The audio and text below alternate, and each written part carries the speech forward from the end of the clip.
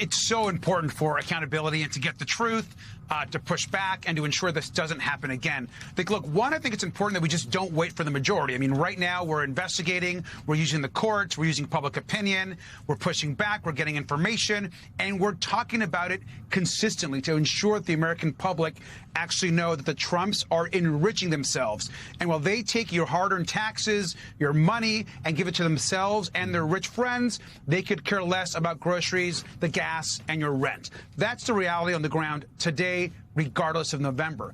But giving Democrats the ability to actually have subpoena power, investigate, go after any companies or perhaps foreign governments or others that are assisting the Trumps with enriching themselves, and also going after administration officials themselves by having them appear in front of the Congress, answer questions, including the family, that is going to be critical for accountability and to ensure that these investigations actually lead to good changes at the legislative and congressional level as well.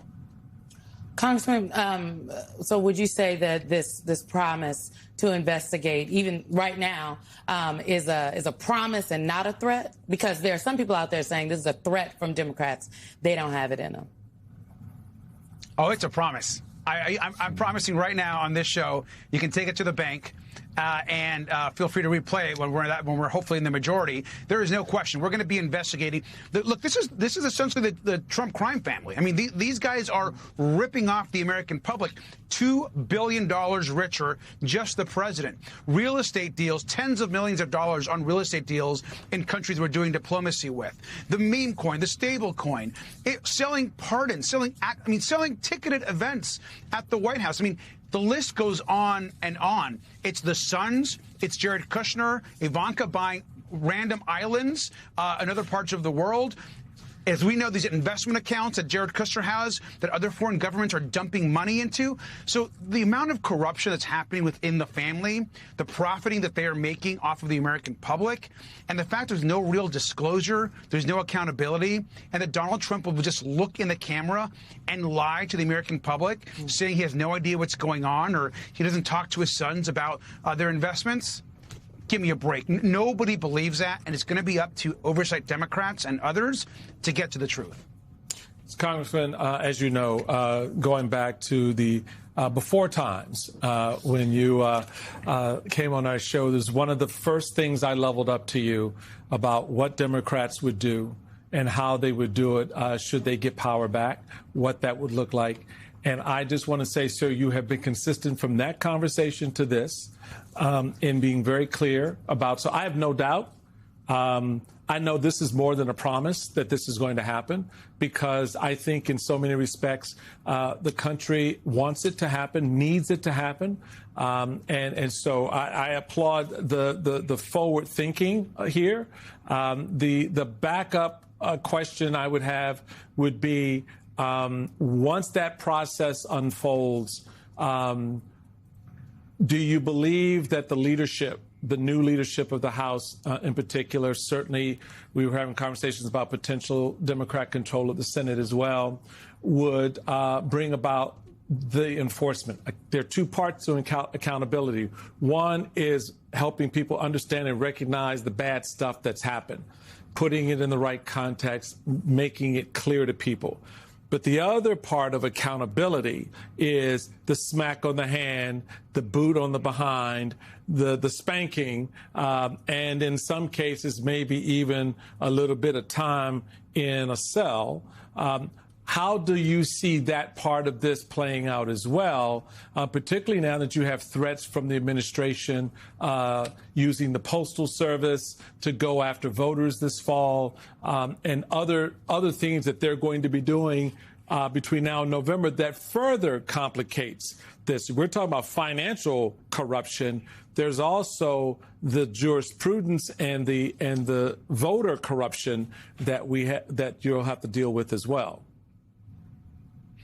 Yeah, one thing that a lot of people don't know about winning the majority is not only do you have subpoena power, of course, leading committees, you actually have the power to actually sue on behalf of the American people and the Congress, a power you don't necessarily have in the minority on all matters. And so our ability to also go to the courts on behalf of the House of Representatives get action, get criminal convictions, get contempt charges in the Congress, outside the Congress, is going to be a really important and large part of our strategy.